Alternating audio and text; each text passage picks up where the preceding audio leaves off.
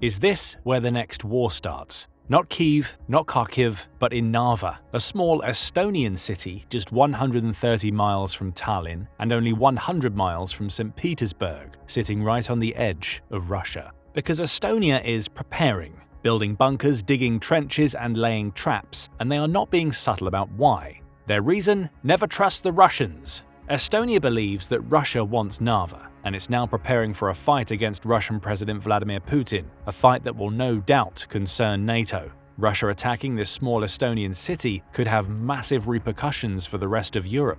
To understand what's happening in Narva, you have to understand the location, history, and why that matters. Narva sits on the far northeastern tip of Estonia, right on the border with Russia. It's the easternmost city in Estonia, a NATO and European Union member state. It sits directly on the Narva River, which acts as a physical border between Estonia and the Russian Federation. On the western bank is Narva, and on the eastern bank is the Russian town of Ivangorod, home to a crumbling fortress and a garrison of Russian troops. The distance between them, 492 feet. And the two cities are only separated by a single bridge, ironically named the Friendship Bridge, during the Soviet era to signify peace between the Soviet republics and its neighbors. This two-lane bridge is the only direct land crossing between Estonia and Russia. Estonia calls Narva its front line, and for good reason. If Russia were to invade Estonia, Narva would be one of the first cities to fall under fire, which is why Estonia isn't wasting time. It's preparing now. Over the next 2 years, Estonia plans to build nearly 600 military bunkers along its 183-mile border with Russia. That includes dozens of reinforced shelters in and around Narva itself. The goal is simple: make it as hard and costly as possible for Russia to cross that line. But bunkers are just the beginning.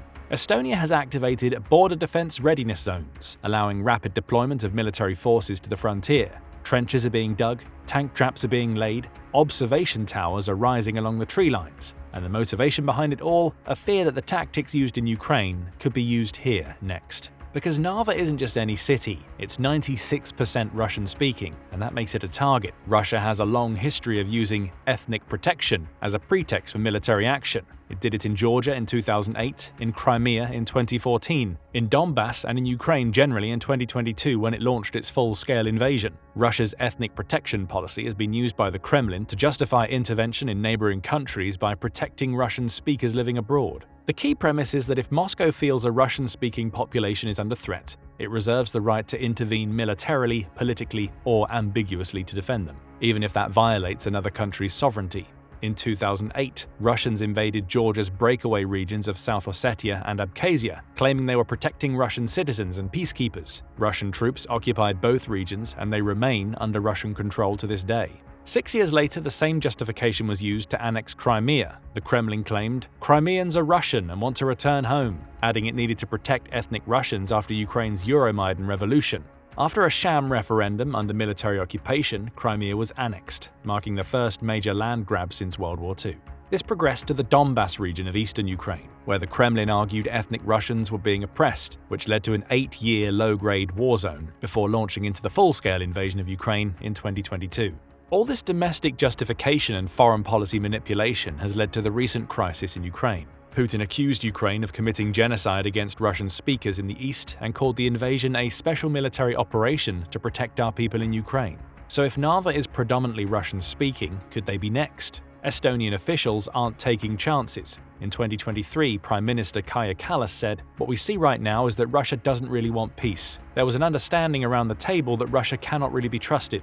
Her warning isn't just political, but strategic, as Estonia doesn't have the luxury of a buffer zone. If Russia crosses the Narva River, it's immediately inside NATO territory, which triggers Article 5 and the alliance's collective defense clause, and suddenly the entire Western world is involved. That's why the situation in Narva is so dangerous. One wrong move and World War III isn't hypothetical anymore. So what exactly is Estonia doing to prepare? Let's talk about Camp Rido. Located just 12 miles southeast of Narva, Camp Rido is Estonia's first newly constructed military base since the end of the Cold War. Designed to house 1,000 troops, it's built with forward defense in mind, rapid deployment, armored vehicle staging, and integrated NATO interoperability. The base is part of a broader NATO posture shift across the eastern flank. Since 2022, the alliance has dramatically expanded its presence in the Baltics. British troops are rotating through Estonia, American HIMARS rocket systems have been deployed, and Estonia itself has boosted its defense budget to 3.3% of GDP, one of the highest in NATO. But it's not just about military hardware, it's also about mindset. Estonians aren't waiting to be rescued. Instead, they're preparing to fight from day one.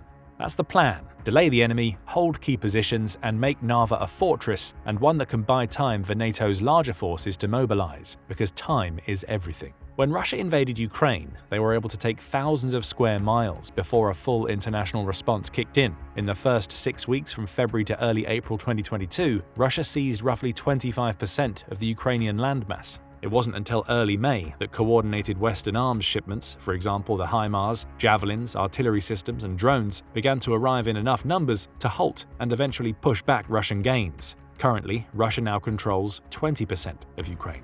So Estonia knows that it must be ready from the very first minute. The people of Narva know exactly where they stand. They know Russia is just across the border. They know that history has a habit of repeating itself. And they know that if war erupts in the region, they'll be the first to face it. But here's the thing, they aren't panicking. Some of that reaction comes from defiance, some from routine, but a lot of it comes from experience, because Narva has been through this before.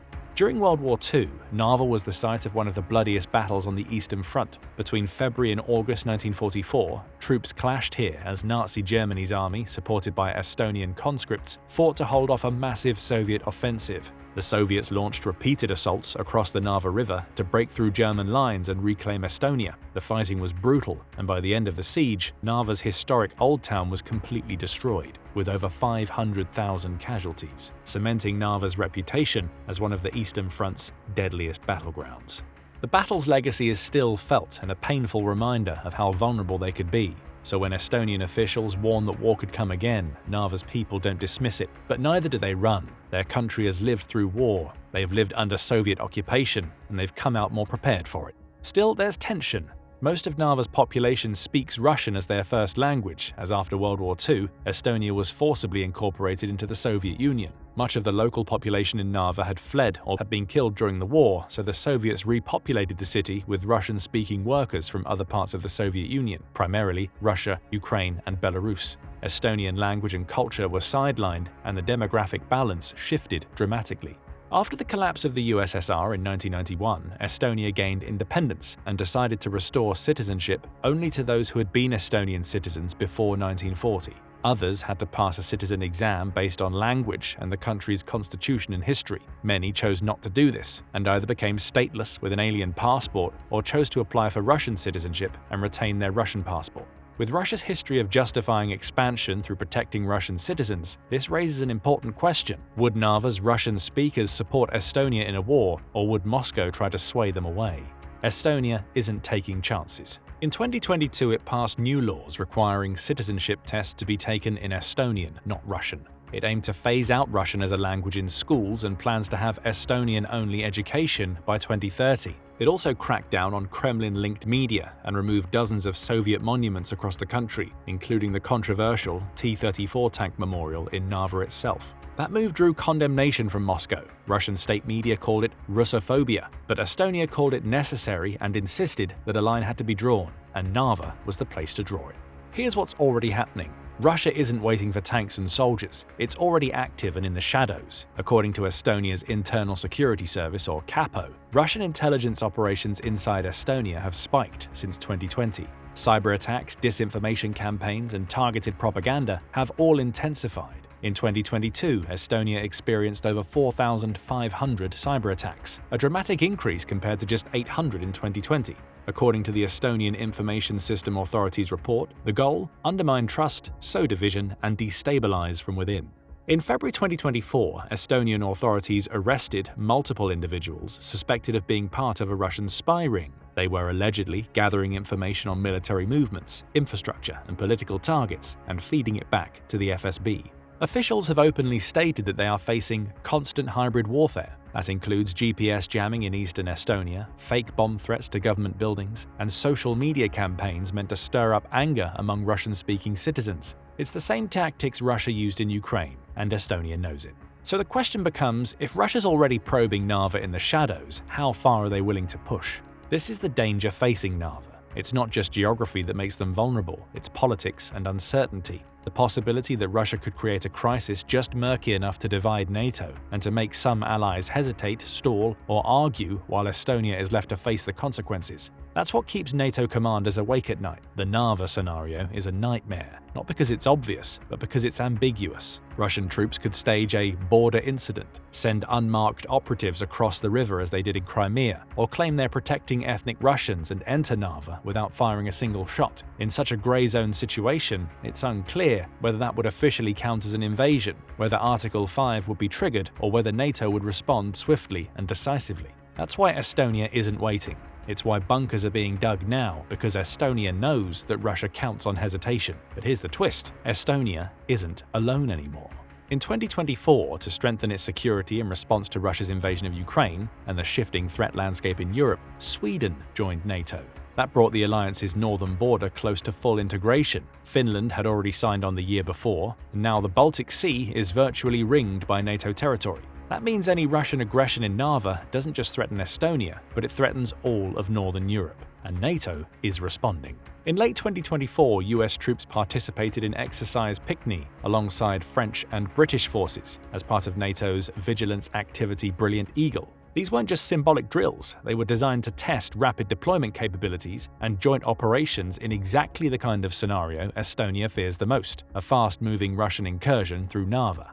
The exercises included rapid deployment drills, multinational maneuvers, and NATO's integrated fire control systems, pairing precision artillery with aerial reconnaissance. Around 2,000 NATO troops participated in this phase alone, including French, British, and Estonian forces, backed by armored vehicles, combat helicopters, and coordinated air and naval elements. While exact equipment numbers weren't disclosed, the operation emphasized real-world readiness and interoperability in the event of a high-speed incursion from the east. And that was just one front. Poland, NATO's eastern heavyweight, announced that it would send 2 Patriot air defense batteries to reinforce Estonia's border, a move designed to counter both short-range ballistic missiles and cruise missile threats. Poland is also deploying Lynx Kf-41 infantry vehicles and committing logistical support battalions to rotate through Estonia in 6-month cycles. Meanwhile, Norway has committed a full ISR intelligence, surveillance, reconnaissance package to the region, including Globemaster radar surveillance drones, submarine-detecting sonar buoys in the Gulf of Finland, and real-time satellite imagery support through its partnership with NATO's Stratcom Center.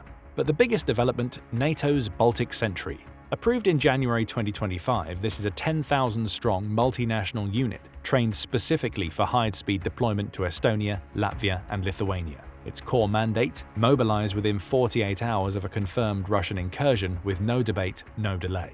The force includes French VBCI armored personnel carriers, Dutch and Czech mechanized infantry, Romanian field artillery units, and American airborne engineers specially trained in combat bridging, demolition, and anti-mobility operations. Each component is designed to respond quickly and operate seamlessly under NATO's unified command structure. Together, they form a versatile and lethal deterrent, capable of adapting to multiple threat scenarios, from conventional assaults to hybrid incursions, and to do so quickly.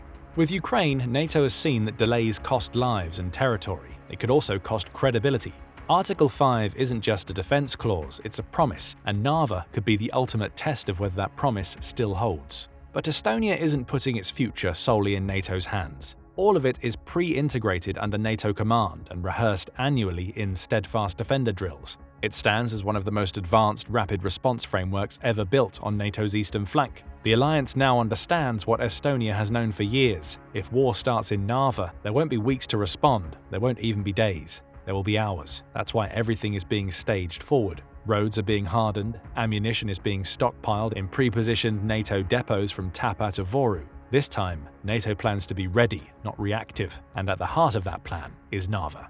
In 2025, Estonia announced a bold defense initiative to expand its reserve force from 24,000 to 43,000 troops by 2028. That's an almost 80% increase in just 3 years, a massive mobilization for a country with a population of only 1.3 million. The plan doesn't just scale numbers, it also shifts doctrine. Estonia's reservists aren't being trained for ceremonial roles or rear area support. They're training to fight, hold the line, disrupt enemy advances, and slow down any invading force long enough for NATO's rapid deployment units to arrive. This effort is part of Estonia's Defence Development Plan 2030, which aims to create a fully combat-ready force composed of active units, National Guardsmen, and specialist support teams integrated across all regions of the country. Every Estonian male citizen is already subject to conscription at age 18, but this plan adds new layers: extended service contracts, refresher training cycles, and joint reserve exercises with NATO partners. To equip this growing force, Estonia has signed new contracts with Hanwha Defense of South Korea for additional K9 Thunder 155mm self-propelled howitzers, boosting its long-range artillery capability with modern, mobile firepower.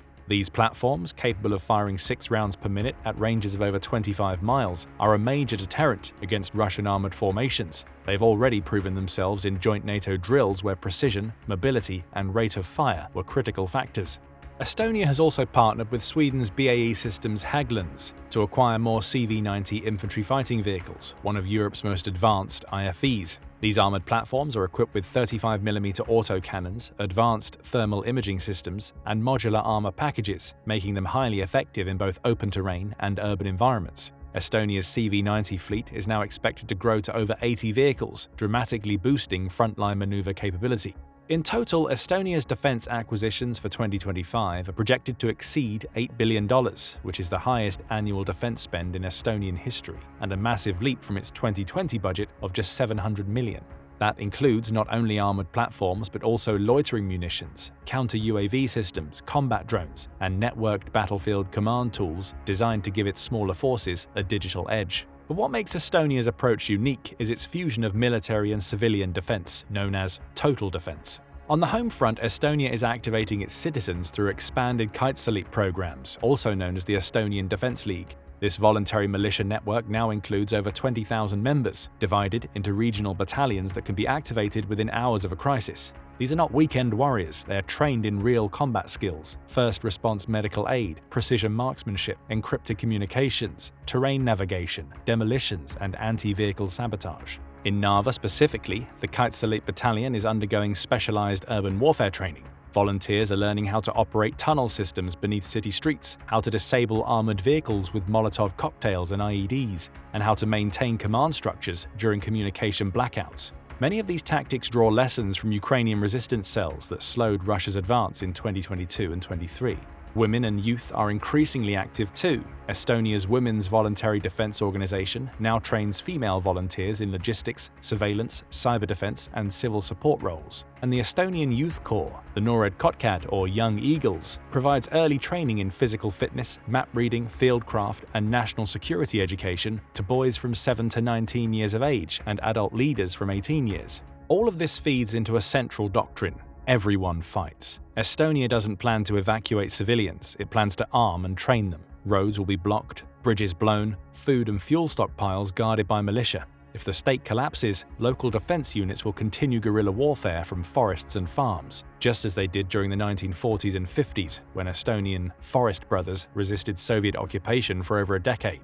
It's a reminder that history isn't forgotten, it's policy. Estonia's goal isn't simply to delay an invasion, it's to make it a nightmare for the invader. The strategy is to hold long enough for NATO to strike back. If Russia invades, every citizen becomes a combatant, every street becomes a choke point, and every building becomes a fortress. Estonia is also preparing for the next generation of warfare. With support from NATO and private sector partners, it's investing heavily in drone reconnaissance, electronic warfare jamming, and AI-powered surveillance networks to track enemy movements along the eastern border. And in cyberspace, Estonia is already bolstering its defenses there as well. The NATO Cooperative Cyber Defense Center of Excellence, based in Tallinn, is now running real-time cyber warfare drills with allied nations. The center has developed simulated Russian attack scenarios that mimic the exact kind of infrastructure-targeting malware used during the 2007 attacks on Estonia and beyond. Because it's no longer a question of if Russia tries something in Narva, it's when and how far they'll go. One thing is certain: Narva is not just a city, it's a line in the sand, a test of NATO's resolve. A warning to anyone watching that Estonia will not be caught off guard. But what do you think about what's happening in Narva right now? Will this tiny city become the catalyst for the next great European war? Can Estonia's defenses and NATO's resolve hold the line? Let us know your thoughts in the comments section below, and remember to subscribe to The Military Show. Now go and check out why Latvia, Lithuania, Estonia are way more important than you think, or click this other video instead.